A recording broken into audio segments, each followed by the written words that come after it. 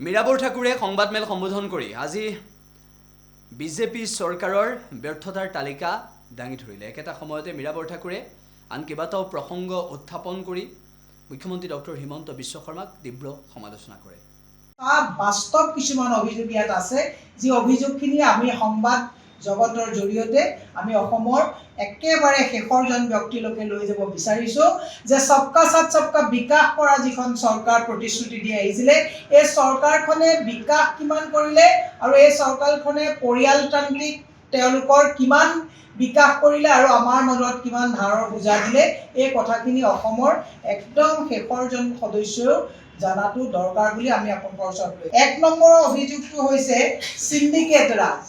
এইখন চৰকাৰে না খাওঁগা না খানে দুংগা বুলি কোৱা চৰকাৰখনে সিন্ডিকেটৰ জৰিয়তে হিমন্ত বিশ্ব শৰ্মাৰ চৰকাৰখনে আপোনালোকে শুনিছিলে এটা সময়ত যে ৰেড হল কোল মাইনিঙত আমাৰ কিমান শ্ৰমিকৰ মৃত্যু হ'ল আৰু অবৈধভাৱে কিমান কয়লাৰ সিন্ডিকেট চলি থকা হ'ল, এই কথাটো আপোনালোকৰ ওচৰত আমি লৈ আহিছোঁ। সীমান্ত দি কিমান অবৈধভাৱে গাড়ী গৈ আছে, আজিলৈকে তাত যিমানবিলাক শ্ৰমিকৰ মৃত্যু হৈছে কোনো শ্ৰমিকে আজি তাৰিখত কিন্তু কোনো ধৰণৰ ন্যায় নাপালে আৰু অবৈধ সিন্ডিকেট আপোনালোকে কয়লা সিন্ডিকেট কওক, গৰু সিন্ডিকেট কওক, সুপাৰী সিন্ডিকেট কওক, এইবিলাক কণীৰ সিন্ডিকেট কওক, পানৰ সিন্ডিকেট, মাছৰ সিন্ডিকেট, এই সিন্ডিকেট চলি আছে আৰু আমাৰ সাধাৰণ মানুহক তেওঁলোকে এটা বেলেগ এটা পৰিস্থিতিত তেওঁলোকে বেলেগ এখন দুনিয়াত তেওঁলোকে আঁচনিভুক্ত কৰি গোটেই মানুহখিনিক তেওঁলোকৰ খলীয়া কৰি ৰাখিবলৈ যিটো কাম কৰিছে, ই অত্যন্ত গৰ্হিত আৰু দুৰ্ভাগ্যজনক কথা। দ্বিতীয় হৈছে দুৰ্নীতি আৰু অবৈধ সম্পত্তি। দুৰ্নীতি আৰু অবৈধ সম্পত্তিৰ যোগেদি অসমৰ বিভিন্ন জিলাত, গুৱাহাটী মহানগৰীৰ বিভিন্ন স্থানত মুখ্যমন্ত্ৰী আৰু তেওঁৰ ঘনিষ্ঠ সহযোগীসকলে চৰকাৰী ধনৰ ব্যাপক অপব্যৱহাৰৰ যোগেদি নিজৰ নিজৰ পৰিয়ালৰ নামত নামী বেনামী সম্পত্তিৰ পাহাৰ তেওঁলোকে গঢ়ি তুলিছে।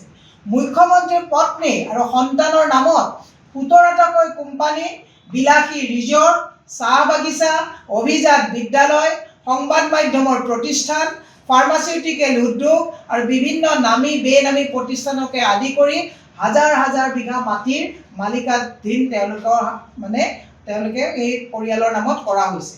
হিমন্ত বিশ্ব শৰ্মাৰ চৰকাৰে চৰকাৰী টেণ্ডাৰত পচন্দৰ ঠিকাদাৰক জয়ী কৰিবলৈ আৰু ভাতঘৰীয়া ঠিকাদাৰৰ জৰিয়তে পাৰ্চেণ্টেজ মিলাবলৈ তেওঁলোকৰ নিজা এটা কোটাৰীত থকা ঠিকাদাৰক দি আমাৰ থলুৱা ঠিকাদাৰবিলাকক আজি তাৰিখত কামৰ পৰা বঞ্চিত কৰিছে।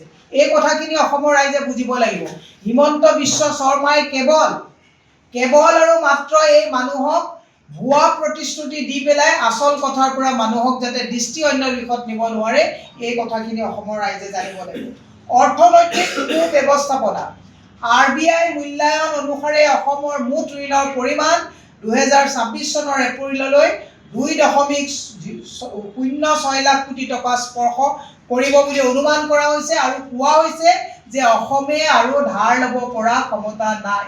তাৰ পিছতো এই চৰকাৰখনে উপৰ্যুপৰি ধাৰ লৈ অসমৰ জনতাক গোটেই মূৰত ঋণৰ বোজা দি অসমৰ জনতাৰ যুৱ প্ৰজন্ম, মহিলা সমাজ, গোটেই সমাজক এওঁলোকে পুঙা কৰাৰ যি পৰিকল্পনা কৰিছে, এই কথাখিনি আমি অভিযোগনামাৰ জৰিয়তে অসমৰ ৰাইজলৈ আমি লৈ আহিছোঁ। ৩ নম্বৰৰ হৈছে অনুসূচিত জনজাতি STৰ মৰ্যাদা। ২০১৪ চনত অসমৰ নিৰ্বাচনী প্ৰচাৰত ভাষণ দিবলৈ অহা বিজেপিৰ ষ্টাৰ কেম্পেইনাৰ নৰেন্দ্ৰ মোদীয়ে ক্ষমতালৈ অহাৰ ছমাহৰ ভিতৰত ৬ জনগোষ্ঠীক জনজাতিকৰণ কৰাৰ কথা তেওঁলোকে কৈছিলে, কিন্তু আজি কুপতি এই গোটেই কামখিনি হৈ নুঠিল। আপোনালোকে যদি জানে, বিপ্লৱ শৰ্মাৰ প্ৰতিবেদনো আপোনালোকে ভালকৈ জানে, এই প্ৰতিবেদনেই কেন্দ্ৰলৈ একচুৱেলি প্ৰেৰণ কৰা নহ'ল। এইটো গৱেষণাগাৰত তেওঁলোকে ক'ত গৱেষণা কৰি আছে, এইটো হিমন্ত বিশ্ব শৰ্মাৰ বাকী আৰু ফাঁকিৰ চৰকাৰখনে গম পাব। আজিলৈকে কিন্তু জনগোষ্ঠীৰ লোকসকলক তেওঁলোকে জনজাতিৰ মৰ্যাদা দিব নোৱাৰিলে। যিকোনো খবৰৰ বাবে যোগাযোগ কৰক আমাৰ এই নম্বৰত 9181 307 221।